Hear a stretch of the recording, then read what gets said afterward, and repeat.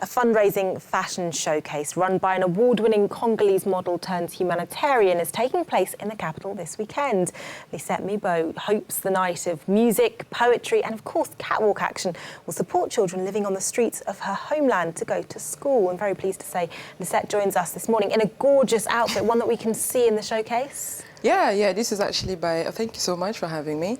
And this outfit is by a lady called Me, Jenny. Yeah, she's also going to showcase. Tell us about this move for you from fashion to philanthropy. What was behind it?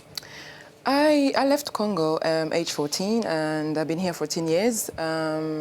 So moving and coming here, studying and starting a modeling career. And as you may know, the situation back home in the Congo.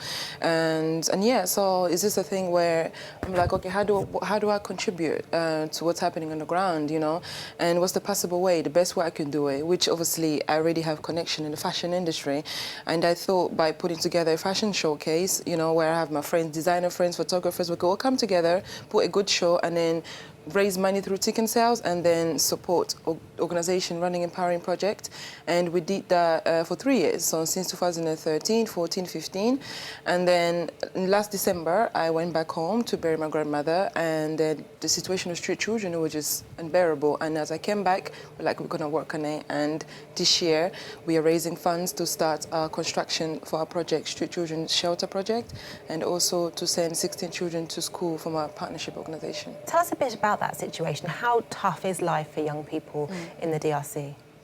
It is really tough because even my own personal story, even though I didn't end up on the street, but somehow life sort of became very difficult, and at a very young age I had to move for my grandmother, and you know, because of poverty, due to poverty, most parents cannot afford to send their children to school, they cannot afford to take care of them, and then most of them send the kids to the street to sell. Not every children on the street are homeless. So you see what I mean? Some of them, they go on the street to sell and then they go back home, but there are others who have either fled homes or they've been kicked out, and so they work and sleep on the street. They're exposed to sorts of danger. A lot of girls as young as 10, they prostitute themselves to make money. You can imagine young boys, and it's ridiculous and really heartbreaking. And I've been given this opportunity to be here, and so I'm like, it's time. You mentioned it's the 4th year you will have hosted this fashion showcase event. What difference has the money raised made so far?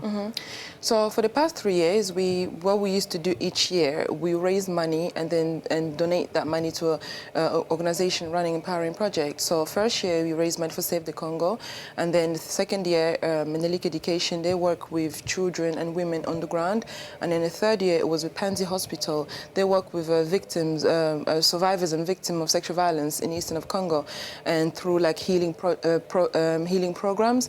So what we do, we donate the money that we raise, and then we get follow up what they did with it, and it's been really fantastic.